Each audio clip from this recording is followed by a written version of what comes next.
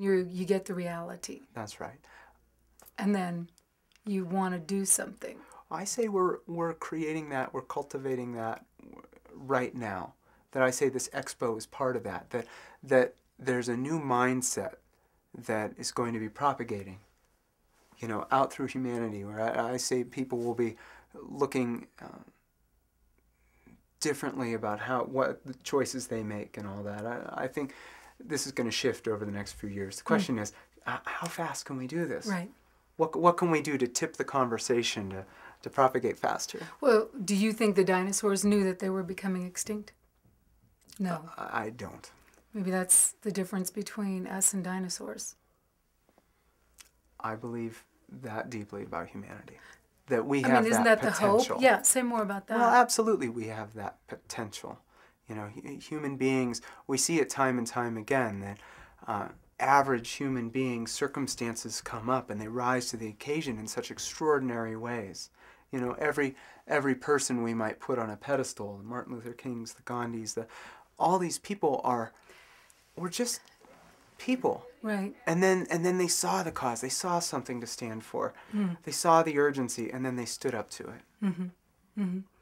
But what the expo for me is about is, and I've loved Gandhi. I mean, Gandhi's been a role model of mine, and Abraham Lincoln. Mm-hmm. But when you're talking about those kinds of people and what change they brought about, I think what's different now, Joseph, is we need everyone. And that's what you said to me the first time we met, is it's not going to be one or two leaders standing and leading the crowd or leading the people.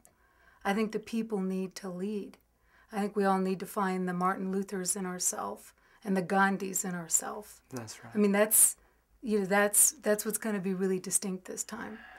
You know, that's the appeal in asking you to MC tonight. I want you to really, like we were talking, we're clearing out back in the hallway, and it was, I really want you to have this land in everybody's chair. I want them to walk out feeling a personal responsibility, not like a burden, but like some kind of enthusiasm, even an awakening, like it's their planet, their actions matter. What was it we said in the hallway? About that, to have people get that they matter. Yes, it's the you. It's the you. It really does come down to you. Right. And we have been lulled into this dream of the person in politics will handle it. Right. You know, maybe that person that I might have voted for in government. Right, they'll handle it. Or that guy up on the stage, you know, he's dressed nice. Yeah, he'll handle it. He's got a little company that's great. Yeah, I don't. Yeah, I'll go back home. Yeah. And you said the word awakening, and I really do feel like. Well, and it has spiritual connotations, but I think people are ready. You know, I think I know spiritual is different than religious, and I think words like awakening, people are ready for. Absolutely. To hit mainstream languaging. Mm-hmm. Don't you agree? Yes, I do. And I think the awakening that's going to happen here with humanity, and it took a problem or a crisis of this size, of this sort, like, hey, the whole planet, all of us. Right. It took something of that scale to get human beings to say, oh, I gotta, you know, there's something I need to do. This is urgent. This is important. We have to work together. It's great. It doesn't matter our political bias. It doesn't matter.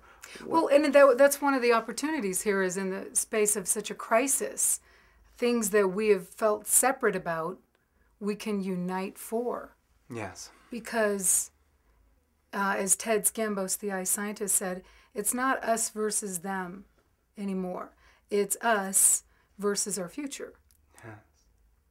And I think I think that it's an incredible, isn't it a trip to participate in the awakening? I mean, I can feel it in myself. Just in the creating of the expo and talking with you in the last 5 weeks, there's a new feeling, a new mindset emerging. There is, and in myself, and then I see it out there. But well, this was sourced by the first expo. The tagline of the first expo is "Discover the opportunity." Exactly. And this is what humanity's starting to do: is they're starting to discover the opportunity. Well, what I want to do is, a friend of mine says, well, let's be a world to word fit. So let's say the words, and then let the world start wrapping itself and catching up with, you know, like in the beginning there was the word. Yeah. So declaring it, and then let a year later everything catch up with what we declared. That's right. So where we are now, what we're declaring is, it's the Great Awakener, huh? Mm-hmm. Mm-hmm. And it's not too late. But for sure, when we go into the future, and I think we both agree, as humanity and all of the other species and the bunny rabbits and the orchids and the everything, when we go into when we go into the future, we're not the same species that brought us to the crisis.